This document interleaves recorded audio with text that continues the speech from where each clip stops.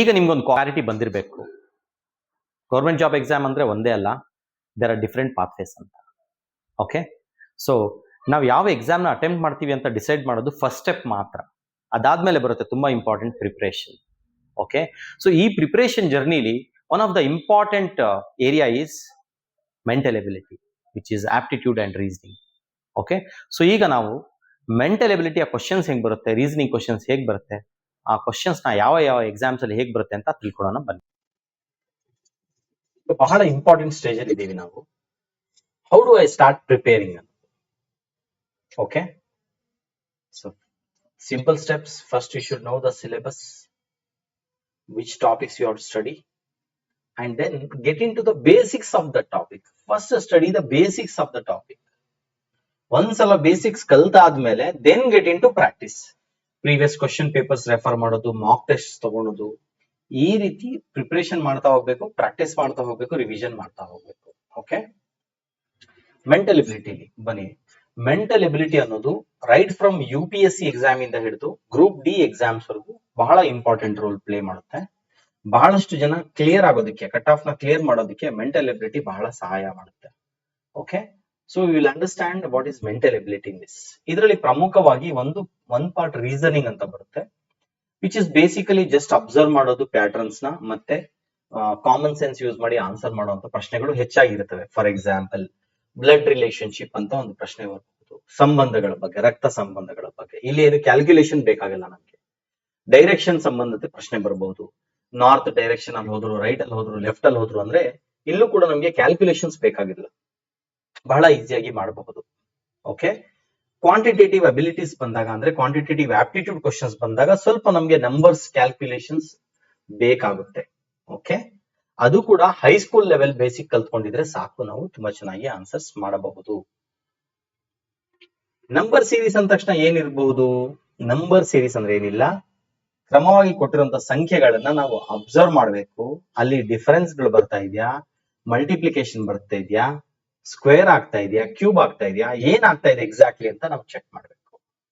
Okay, ಬನ್ನಿ ನಮ್ಮ ಒಂದು ಕ್ವಶನ್ ನೋಡೋಣ, ಪ್ರಾಕ್ಟೀಸ್ ಮಾಡೋಣ. ಇವಾಗ ಕ್ವಶನ್ ನಿಮ್ಮ ಮುಂದೆ ಇದೆ ಸ್ಕ್ರೀನ್ ಮೇಲೆ. ಓಕೆ, ಸೊ ಏನಾಗ್ತಾ ಇದೆ ಇಲ್ಲಿ ಅಬ್ಸರ್ವ್ ಮಾಡಿದ್ರೆ ನಾವು ಪ್ಯಾಟರ್ನ್ ಇಲ್ಲಿ 12 ಇರೋದು ಇಂಟು 2 ಆಗ್ತಾ ಇದೆ ಅಲ್ವಾ, ಡಬಲ್ ಆಗ್ತಾ ಇದೆ, 24 ಆಯ್ತು. ಮತ್ತೆ ಏನಾಗ್ತಾ ಇದೆ, ಪ್ಲಸ್ 3 ಆಗ್ತಾ ಇದೆ, 27 ಆಯ್ತು. ಮತ್ತೆ ಇಂಟು 2 ಆಯ್ತು, 54 ಆಯ್ತು. ಪ್ಲಸ್ 3 ಮಾಡಿದ್ರೆ 57 ಆಯ್ತು. ಮತ್ತೆ ಇಂಟು 2 114 ಆಯ್ತು, ಪ್ಲಸ್ 3 ಆಯ್ತು. ಸೊ ಬೇಸಿಕಲಿ ಇಲ್ಲಿ ಪ್ಯಾಟರ್ನ್ ನೋಡಿದ್ರೆ ಇಂಟು 2 ಪ್ಲಸ್ 3, ಇಂಟು 2 ಪ್ಲಸ್ 3 ಆಗ್ತಾ ಇದೆ. ಸೊ ನೆಕ್ಸ್ಟ್ ಏನಾಗಬೇಕು ಹಾಗಿದ್ರೆ, ಇಂಟು 2 ಆಗಬೇಕು. 117 ಇಂಟು 2 ಸಿಂಪಲ್, 100ನ 2 ಸಲ ಮಲ್ಟಿಪ್ಲೈ ಮಾಡಿದ್ರೆ 200 ಆಯ್ತು, 17ನ 2 ಸಲ 34, 234 ಅಷ್ಟೇ. ಓಕೆ, ಡಬಲ್ ಮಾಡಿದ್ವಿ ಅಷ್ಟೇ. Basically 117 plus 117 234, option A correct answer.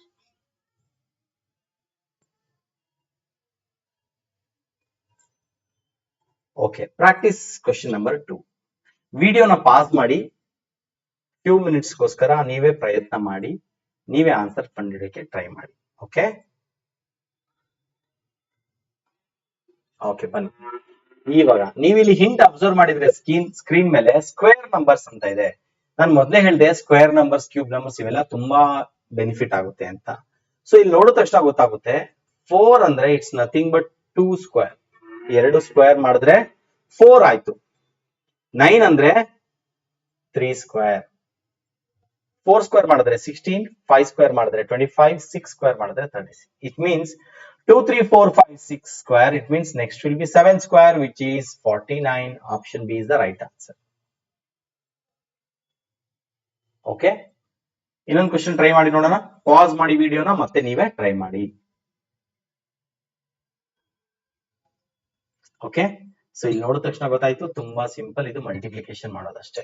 Okay, multiplication ಮಾಡ್ತಾ ಹೋಗ್ತೀವಿ ನಾವು. ಸೊ ಮಾಡ್ತಾ ಹೋದ್ರೆ 56 ಅಂದ್ರೆ ಎಷ್ಟಾಯ್ತು, 112 ಆಯ್ತು.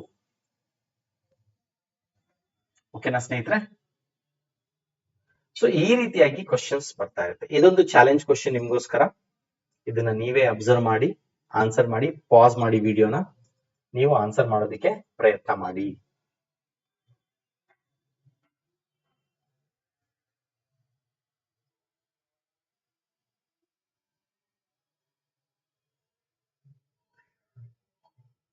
ಮಾಡ್ತೀರಾ?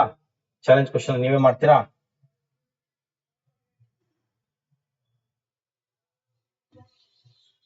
ಸೊ ಇದ್ರಲ್ಲಿ ಸ್ವಲ್ಪ ಡಿಫಿಕಲ್ಟಿ ಇದೆ, ನೀವೇ ಯೋಚನೆ ಮಾಡಬೇಕು. ಸ್ವಲ್ಪ ಡಿಫಿಕಲ್ಟಿ ಇದೆ, ಇದನ್ನ ಡಿಫಿಕಲ್ಟಿನ ಯೂಸ್ ಅಬ್ಸರ್ವ್ ಮಾಡ್ಕೊಂಡು ನೀವೇ ಮಾಡಬೇಕು. ಚಾಲೆಂಜ್ ತಗೊಳ್ಳಿ, ನೀವೇ ಟ್ರೈ ಮಾಡಿ. ಓಕೆ ಫೈನ್, ಬಹುಶಃ ತುಂಬಾ ಜನ ಟ್ರೈ ಮಾಡಿದಿರ ಅಂತ ಅನ್ಕೊಂಡಿದೀನಿ. ಈಗ ಬನ್ನಿ ಇದನ್ನ ಜೊತೆಯಲ್ಲೇ ಸಾಲ್ವ್ ಮಾಡೋಣ. 3 ಇದೆ ಅಲ್ವಾ, 3 ಇದ್ದಿದ್ದು 7 ಹೇಗಾಯ್ತು? 3 ಇಂಟು 2 6 ಆಯ್ತಾ, ಪ್ಲಸ್ 1 7. ಅದೇ ರೀತಿ 7 ಇರೋದು 7 ಇಂಟು 2 14 ಪ್ಲಸ್ 1 15. ಅದೇ ರೀತಿ ಮಾಡ್ತಾ ಹೋದ್ರೆ ಪ್ಯಾಟರ್ನ್ ಸೇಮ್ ಬರ್ತಾ ಇದೆ. 63 ಇಂಟು 2 126 ಪ್ಲಸ್ 1 127 ನಮಗೆ ಕರೆಕ್ಟ್ ಆನ್ಸರ್ ಬರುತ್ತೆ. ಸೊ ಇದು ಬೇಸಿಕಲಿ ನಂಬರ್ ಸೀರೀಸ್ ನಲ್ಲಿ ಬರುವಂತಹ ಪ್ರಶ್ನೆಗಳು. ಸೊ ಪ್ಯಾಟರ್ನ್ ರೆಕಗ್ನಿಷನ್ ಸ್ಟ್ರಾಟಜಿ ಅಂತೀವಿ ನಂಬರ್ ಸೀರೀಸ್ ಅಲ್ಲಿ. ಇದು ತುಂಬಾ ಇಂಪಾರ್ಟೆಂಟ್ ಆಗುತ್ತೆ. ಏನು? ಸಿಂಪಲ್ ಆಗಿ ಡಿಫರೆನ್ಸಸ್ ಏನಿದೆ ಚೆಕ್ ಮಾಡಬೇಕು. ಸಿಂಪಲ್ ಡಿಫರೆನ್ಸ್ ಸಿಗ್ಲಿಲ್ವಾ, ಮಲ್ಟಿಪ್ಲಿಕೇಶನ್ ಆಗ್ತಿದ್ಯಾ ಡಿವಿಷನ್ ಆಗ್ತಿದ್ಯಾ ಅಂತ ಚೆಕ್ ಮಾಡಬೇಕು. ಇದು ಸಿಗ್ಲಿಲ್ವಾ, ಸ್ಕ್ವೇರ್ ಅಥವಾ ಕ್ಯೂಬ್ಸ್ ಏನಾದ್ರು ಆಗ್ತಾ ಇದೆಯಾ ಅಂತ ಚೆಕ್ ಮಾಡಬೇಕು. ಇದು ಆಗ್ಲಿಲ್ಲ ಅಂದ್ರೆ ಆಲ್ಟರ್ನೇಟಿಂಗ್ ಅಂದ್ರೆ ಒಂದ್ ನಂಬರ್ ಬಿಟ್ಟು ಇನ್ನೊಂದ್ ನಂಬರ್ ನ ಚೆಕ್ ಮಾಡಬೇಕು. ಸೊ ಈ ರೀತಿ ಮಾಡಿದಾಗ ನಮ್ಗೆ ನಾವು ಈಸಿಯಾಗಿ ಇದನ್ನ ಸಾಲ್ವ್ ಮಾಡಬಹುದು. ಓಕೆ, ಬನ್ನಿ ಇನ್ನೊಂದು ಕ್ವಶನ್ ಕೊಡ್ತೀನಿ, ನೀವು ಟ್ರೈ ಮಾಡಿ. ಪಾಸ್ ಮಾಡಿ ನೀವೇ ಟ್ರೈ ಮಾಡಬೇಕು. ಓಕೆ, ಐ ಹೋಪ್ ನೀವು ಮಾಡಿದೀರ ಅಂತ ಅನ್ಕೊಂಡಿದ್ದೀನ. ಏನಾಗುತ್ತೆ? ಇಲ್ಲೂ ಕೂಡ ಇಂಟು 2 ಪ್ಲಸ್ 1 ಆಗುತ್ತೆ. Okay, simple into 2 plus 1. Okay ಸ್ನೇಹಿತರೆ, ಸೊ ಈ ವಿಡಿಯೋದಲ್ಲಿ ನಾವ್ ಏನ್ ತಿಳ್ಕೊಂಡ್ವಿ? ಕಾನ್ಸೆಪ್ಟ್ಸ್ ನ ಬೇಸಿಕ್ ಕಾನ್ಸೆಪ್ಟ್ ಅರ್ಥ ಮಾಡ್ಕೋಬೇಕು. ಪ್ರಾಕ್ಟೀಸ್ ಮಾಡಿದ್ರೆ ಸ್ಪೀಡ್ ಮತ್ತೆ ಅಕ್ಯುರಸಿ ನಮ್ದು ಆಟೋಮೆಟಿಕಲಿ ಇಂಪ್ರೂವ್ ಆಗುತ್ತೆ. ಓಕೆ, ಇಲ್ಲಿ ಒಂದು ಇಂಪಾರ್ಟೆಂಟ್ ಪಾಯಿಂಟ್, ಮೆಂಟಲ್ ಎಬಿಲಿಟಿ ಅಂದ್ರೆ ಡಿಫಿಕಲ್ಟ್ ಕ್ವಶನ್ಸ್ ಅಂತ ಅಲ್ಲ. ಮೆಂಟಲ್ ಎಬಿಲಿಟಿ ಅಂದ್ರೆ ಪ್ಯಾಟರ್ನ್ ನ ಅಬ್ಸರ್ವ್ ಮಾಡಬೇಕು, ಪ್ಯಾಟರ್ನ್ ಐಡೆಂಟಿಫೈ ಮಾಡಬೇಕು, ಹಾಗೂ ಅದನ್ನ ಆದಷ್ಟು ಈಸಿಯಾಗಿ ಸಾಲ್ವ್ ಮಾಡಬಹುದು. ಅದನ್ನ ಹೇಗೆ ಸಾಲ್ವ್ ಮಾಡೋದು ತುಂಬಾ ಈಸಿಯಾಗಿ ಅಂತ ನಾನು ನಿಮ್ಗೆ ಈಗ ತೋರಿಸ್ಕೊಡ್ತೀನಿ, ಬನ್ನಿ. ಓಕೆ, ಸೊ ಸ್ಯಾಂಪಲ್ ಕ್ವಶನ್ಸ್ ನಾವು ಚೆಕ್ ಮಾಡಿದ್ವಿ. ಇನ್ನೊಂದ್ಸಲ ರೀಕಾಲ್ ಮಾಡ್ಕೊಳ್ಳೋಣ. ಏನೇನ್ ಚೆಕ್ ಮಾಡ್ಬೇಕು ನಂಬರ್ ಸೀರೀಸ್ ಅಲ್ಲಿ? ಫಸ್ಟ್ ಯಾವಾಗ್ಲೂ ಕೂಡ ನಾವು ಡಿಫರೆನ್ಸಸ್ ಏನಿದೆ ನೋಡ್ಬೇಕು. ಒಂದು ಸಂಖ್ಯೆಯಿಂದ ನೆಕ್ಸ್ಟ್ ಸಂಖ್ಯೆ ಅಡಿಷನ್ ಆಗಿದ್ಯಾ, ಸಬ್ಟ್ರಾಕ್ಷನ್ ಆಗಿದ್ಯಾ, ಅಥವಾ ಮಲ್ಟಿಪ್ಲಿಕೇಶನ್ ಆಗಿದ್ಯಾ, ಇದನ್ನ ಚೆಕ್ ಮಾಡ್ಬೇಕು. ಫಸ್ಟ್ ಅಡಿಷನ್ ಸಬ್ಟ್ರಾಕ್ಷನ್ ಚೆಕ್ ಮಾಡಬೇಕು. ಎರಡನೇದು ಸ್ಕ್ವೇರ್ ಆಗಿರ್ಬೋದು, ಸಮ್ಟೈಮ್ಸ್ ಡೈರೆಕ್ಟ್ ಆಗಿ ಸ್ಕ್ವೇರ್ ಕೊಡ್ತಾರೆ ಅಥವಾ ಕ್ಯೂಬ್ಸ್ ಕೊಡ್ತಾರೆ, ಇದನ್ನ ನೋಡ್ಬೇಕು. ಇದು ಇಲ್ಲ ಅಂದ್ರೆ ಮಲ್ಟಿಪ್ಲಿಕೇಶನ್ ಆಗಿರಬಹುದು ಅಥವಾ ಡಿವಿಷನ್ ಆಗಿರಬಹುದು, ಇದನ್ನ ಚೆಕ್ ಮಾಡ್ಕೋಬೇಕು. ಇಲ್ಲೆಲ್ಲೂ ಹಿಂಟ್ ಸಿಗ್ತಾ ಇಲ್ಲ ಅಂದ್ರೆ ಪ್ರೈಮ್ ನಂಬರ್ಸ್ ಯೂಸ್ ಮಾಡಿರ್ತಾರೆ. ಪ್ರೈಮ್ ನಂಬರ್ಸ್ ನ ಕೂಡೋದು ಅಥವಾ ಕಳಿಯೋದು ಅಥವಾ ಮಲ್ಟಿಪ್ಲೈ ಮಾಡೋದು ಮಾಡಿರ್ತಾರೆ. ಪ್ರೈಮ್ ನಂಬರ್ಸ್ ರಿಲೇಟೆಡ್ ಪ್ರಶ್ನೆ ಇರಬಹುದು, ಚೆಕ್ ಮಾಡಬೇಕು. ಇದ್ಯಾವುದು ಇಲ್ಲ ಅಂದ್ರೆ ಆಲ್ಟರ್ನೇಟಿಂಗ್ ಅಂತೀವಿ, ಒಂದು ಬಿಟ್ಟು ಒಂದು ಸಂಖ್ಯೆನ ಚೆಕ್ ಮಾಡಬೇಕು. ಓಕೆ, ಇದು ನಂಬರ್ ಸೀರೀಸ್ ನ ಚೆಕ್ ಮಾಡುವಂತ ವಿಧಾನ. ಬನ್ನಿ ರ್ಯಾಪಿಡ್ ಫೈರ್ ಕ್ವಶನ್ಸ್ ನಿಮ್ಗೋಸ್ಕರ. 10 ಸೆಕೆಂಡ್ಸ್ ಟೈಮ್ ನಿಮ್ಗೆ, ಕ್ವಿಕ್ಲಿ ಸಾಲ್ವ್ ಮಾಡಿ. ಬನ್ನಿ, ಪ್ರಯತ್ನ ಮಾಡಿ ನೀವು.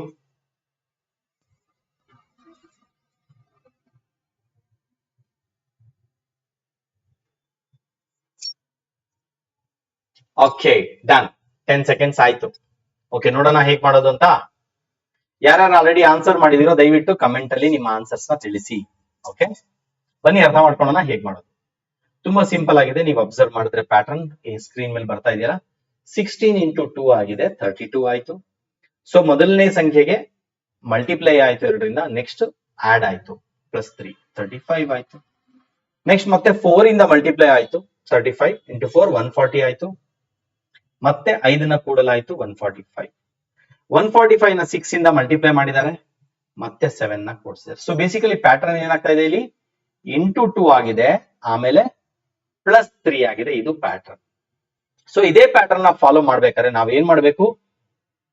Okay, first into 2 plus 3, next into 4 plus 5 ಆಗಿದೆ, ನೆಕ್ಸ್ಟ್ ಇಂಟು 6 ಪ್ಲಸ್ 7 ಆಯ್ತು. ಇದರರ್ಥ ನೆಕ್ಸ್ಟ್ ಇಂಟು 8 ಆಗ್ಬೇಕು. ನೆಕ್ಸ್ಟ್ ಇಂಟು 8 ಪ್ಲಸ್ 9, ಅದರಲ್ಲಿ ಒಂದೇ ಸಂಖ್ಯೆ ಬೇಕಾಗಿರೋದ್ರಿಂದ ಇಂಟು 8 ಆಗ್ಬೇಕು. ಯಾವ ಸಂಖ್ಯೆಗೆ? 877ಕ್ಕೆ 8ರಿಂದ ಮಲ್ಟಿಪ್ಲೈ ಆಗ್ಬೇಕು. ಸೊ ಇದು ಕಂಪ್ಲೀಟ್ ಆಗಿ ನಾವು ಸಾಲ್ವ್ ಮಾಡ್ಲೇಬೇಕಾ? ಬೇಕಾಗಿಲ್ಲ. ನಾನು ಹಿಂಟ್ ಒಂದು ಹೇಳ್ಕೊಡ್ತೀನಿ ನಿಮ್ಗೆ. ಯೂನಿಟ್ ಡಿಜಿಟ್ ಮೆಥಡ್ ಅಂತ ನಾನು ಹೇಳ್ತೀನಿ. 7 ಯೂನಿಟ್ ಡಿಜಿಟ್ ಅಬ್ಸರ್ವ್ ಮಾಡಿ. 7 ನಾವು ಮಲ್ಟಿಪ್ಲೈ ಮಾಡ್ಬೇಕಾಗಿರೋದು 8ರಿಂದ. 7 8 ಎಷ್ಟು? 56. 56ರಲ್ಲಿ ಯೂನಿಟ್ ಡಿಜಿಟ್ ಎಷ್ಟು? Unit digit 6. So unit digit ಏನಿದೆ 6, ಆ 6 ಯೂನಿಟ್ ಡಿಜಿಟ್ ನ ಅಬ್ಸರ್ವ್ ಮಾಡಿ ಆನ್ಸರ್ ಮಾಡಿದ್ರೆ ಸಾಕು. ಬೇರೆ ಯಾವ್ದ್ರಲ್ಲೂ 6 ಅನ್ನೋದು ಯೂನಿಟ್ ಡಿಜಿಟ್ ಇಲ್ಲ. Okay, so unit digit method ನ ನಾವು ಅಬ್ಸರ್ವ್ ಮಾಡಿ ಬೇಗನೆ ಆನ್ಸರ್ ಮಾಡಬಹುದು. ಫುಲ್ ಮಲ್ಟಿಪ್ಲಿಕೇಶನ್ ಮಾಡಬೇಕು ಅಂತ ಇಲ್ಲ. Okay sir, what if unit digits ಬೇರೆ ಬೇರೆ ಆಪ್ಷನ್ ಅಲ್ಲೂ ಇದ್ರೆ ಏನ್ ಮಾಡೋದು? ಅಂತ ಸಮಯದಲ್ಲಿ ನಾವು ಮಲ್ಟಿಪ್ಲಿಕೇಶನ್ ಮಾಡಬೇಕಾಗುತ್ತೆ. Otherwise most of the cases you can solve them directly. Okay, come on, rapid fire question second one ನಿಮ್ಗೋಸ್ಕರ. 10 second time starts now.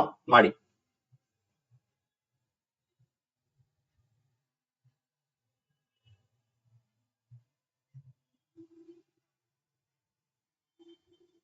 Okay, done.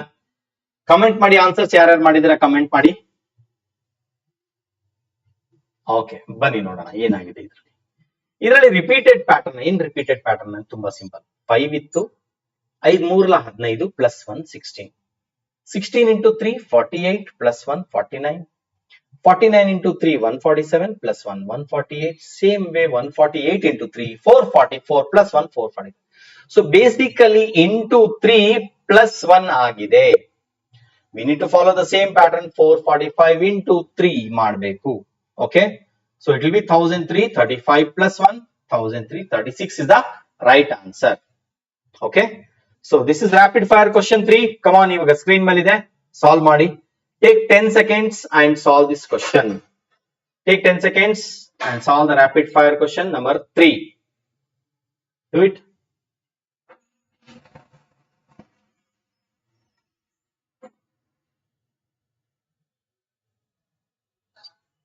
Okay. Comment ಮಾಡಿ. ಯಾರು ಆನ್ಸರ್ ಮಾಡಿದ್ರು ಅವ್ರು ಕಮೆಂಟ್ ಮಾಡಿ. Okay, come on. All right, let's go. Let's understand the solution. 196 ಕೊಟ್ಟಿದ್ರು, 200 ಆಗಿದೆ ಅಂದ್ರೆ 4 add ಆಗಿದೆ. ಸೊ 4 ಅಂದ್ರೆ 2 ಸ್ಕ್ವೇರ್. 4 ನೋಡಿದ ತಕ್ಷಣ ನೆನ್ಪು ಬರ್ಬೇಕು 2 ಸ್ಕ್ವೇರ್. 200 ಬಂದ್ಬಿಟ್ಟು ನೆಕ್ಸ್ಟ್ 209 ಆಯ್ತು, 9 ಆಡ್ ಆಗಿದೆ, ಅಲ್ಲಿಗೆ 3 ಸ್ಕ್ವೇರ್. ಅದೇ ರೀತಿ 25 ಆಡ್ ಆಗಿದೆ. ಸೊ ಇಲ್ಲಿ ಬರೀತಾ ಹೋಗ್ತೀನಿ ನಾನು. 2 ಸ್ಕ್ವೇರ್ ಅಂದ್ರೆ 4, 3 ಸ್ಕ್ವೇರ್ ಅಂದ್ರೆ 9, 5 ಸ್ಕ್ವೇರ್ ಅಂದ್ರೆ 25, 7 ಸ್ಕ್ವೇರ್ ಅಂದ್ರೆ 49, 11 ಸ್ಕ್ವೇರ್ ಅಂದ್ರೆ 121, 13 ಸ್ಕ್ವೇರ್ ಅಂದ್ರೆ 169. ಇದೇ ರೀತಿ ಅಬ್ಸರ್ವ್ ಮಾಡ್ತಾ ಹೋದ್ರೆ ನಾವು 2 square 3 square 5 square 7 square, it means prime number ನ ಸ್ಕ್ವೇರ್ ಮಾಡಿ ಆಡ್ ಮಾಡಿದ್ದಾರೆ. ನೆಕ್ಸ್ಟ್ ಪ್ರೈಮ್ ನಂಬರ್ ಯಾವುದು? 17. So 17 square is equal to 289 ನ ಆಡ್ ಮಾಡಬೇಕು. ಆಡ್ ಮಾಡಿದ್ರೆ ಇಲ್ಲಿ 862 ಆನ್ಸರ್ ಬರುತ್ತೆ. Okay, yes, let's go. Rapid fire question 4 ನಿಮ್ಗಾಗಿ ಸ್ಕ್ರೀನ್ ಮೇಲೆ. 10 ಸೆಕೆಂಡ್ಸ್ ಟೈಮ್. ನೋಡೋಣ, ಬೇಗ ಬೇಗ ಸಾಲ್ವ್ ಮಾಡಿ. ಯಾರು ಬೇಗ ಸಾಲ್ವ್ ಮಾಡ್ತಿರೋ ಬೇಗ ಕಮೆಂಟ್ ಅಲ್ಲಿ ರಿಪ್ಲೈ ಮಾಡಿ.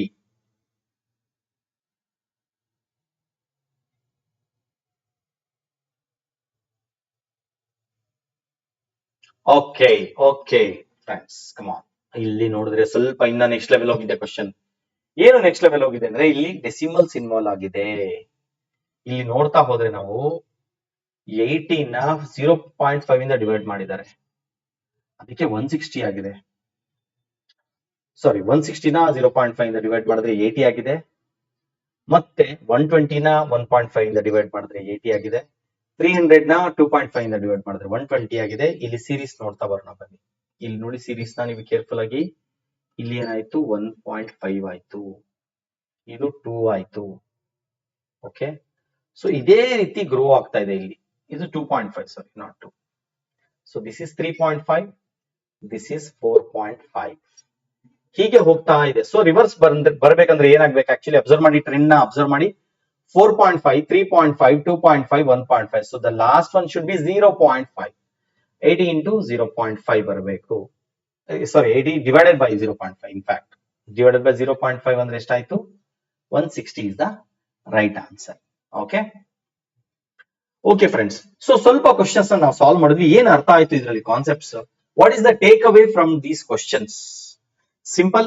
First, look at the questions, observe the series carefully, compare consecutive terms, and then test whether it is only difference, whether it is square or a cube, multiplication, what is happening, check. Verify the pattern. ಒಂದಕ್ಕೆ pattern check ಮಾಡ್ಬಿಟ್ಟು ಎಲ್ಲ ಅದೇ pattern ಇದೆ ಅಂತ ನಾವು ಅನ್ಕೊಳಕ್ ಆಗಲ್ಲ. ನಾವು ಎರಡು ಸಂಖ್ಯೆಗಳನ್ನು ಚೆಕ್ ಮಾಡಿದ್ಮೇಲೆ ಮತ್ತೆರಡು ಸಂಖ್ಯೆ ಚೆಕ್ ಮಾಡ್ಬೇಕು. ಅಂದ್ರೆ ಒಂದು ಜೋಡಿಗೆ ಚೆಕ್ ಮಾಡ್ತೀವಿ, 4 ಇರೋದು 6 ಆಗಿದೆ, 2 ಆಯ್ತು ಡಿಫ್ರೆನ್ಸ್ ಅಂತ ಚೆಕ್ ಮಾಡಿದ್ರೆ, ನೆಕ್ಸ್ಟ್ 6 ಆಗಿರೋದು 8 ಆಗಿದ್ರೆ 2 ಇದ್ರೆ ಓಕೆ, 8 ಆಗಿರೋದು 9 ಆಗ್ಬಿಟ್ಟಿದ್ರೆ 3 ಆಯ್ತು, ಅಲ್ಲಿಗೆ ಪ್ರೈಮ್ ನಂಬರ್ ಆಗೋಯ್ತು. ಸೊ ಇದನ್ನ ಕೇರ್ಫುಲ್ ಆಗಿ ನಾವು ಚೆಕ್ ಮಾಡಬೇಕು. ಈ ಹ್ಯಾಬಿಟ್ ನಾವು ಇಟ್ಕೊಂಡ್ರೆ ನಾವು ಬೇಗ ಚೆನ್ನಾಗಿ ಆನ್ಸರ್ಸ್ ಮಾಡಬಹುದು, ಫಾಸ್ಟ್ ಆಗಿ ಕೂಡ ನಾವು ಮಾಡಬಹುದು. ಓಕೆ, ಸೊ ನಿಮ್ಗೆ ಸಜೆಷನ್, ನಿಮ್ಗೆ ಕನ್ಫ್ಯೂಷನ್ ಇರ್ಬೋದು, ಸರ್ ಓಕೆ ಕಲಿತಾ ಇದೀವಿ ಬೇಸಿಕ್, ಆದ್ರೆ ಇನ್ನ ಚೆನ್ನಾಗಿ ಪ್ರಾಕ್ಟೀಸ್ ಮಾಡ್ಬೇಕಂದ್ರೆ ನಾವು ಒಂದು ಟೈಮ್ ಟೇಬಲ್ ಮಾಡ್ಕೋಬೇಕು. ಯಾವತ್ತು ಟೈಮ್ ಟೇಬಲ್ ಮಾಡ್ಕೊಂಡ್ರೆ ತುಂಬಾ ಈಸಿ ಆಗುತ್ತೆ. ಹೇಗ್ ಮಾಡ್ಕೊಳೋದು? ಫಾರ್ ಎಕ್ಸಾಂಪಲ್ ನಿಮ್ಮ ಹತ್ರ ಹೆಚ್ಚಿಗೆ ಟೈಮ್ ಇಲ್ಲ ಅಂತ ಅನ್ಕೊಳ್ಳೋಣ, ಅವಾಗ ಏನ್ ಮಾಡ್ತೀವಿ, ಮಂಡೇ ಕಾನ್ಸೆಪ್ಟ್ ಓದಿ, ಯಾವ್ದಾದ್ರು ಒಂದು concept, for example number series concept ನ ಓದಿ, ಈಸಿ ಇರೋ ಕ್ವಶನ್ಸ್ ನ ಸ್ವಲ್ಪ ಅರ್ಥ ಮಾಡ್ಕೊಳ್ಳಿ. ಟ್ಯೂಸ್ಡೇ ಈಸಿ ಇರುವಂತ ಒಂದು 20 ಕ್ವಶನ್ಸ್ ನ ಸಾಲ್ವ್ ಮಾಡಿ. ವೆಡ್ನೆಸ್ಡೇ ದಿನ ಪ್ರೀವಿಯಸ್ ಇಯರ್ ಕ್ವಶನ್ಸ್ ನ ತಗೊಂಡು ಸಾಲ್ವ್ ಮಾಡಿ, ಮತ್ತೆ ಒಂದು 15. ಥರ್ಸ್ಡೇ ಸ್ವಲ್ಪ ಮಿಕ್ಸ್ ಮಾಡಿ, ಟಫ್ ಇರೋ ಕ್ವಶನ್, ಈಸಿ ಇರೋ ಕ್ವಶನ್ಸ್ ಎಲ್ಲವನ್ನು ಸಾಲ್ವ್ ಮಾಡಿ.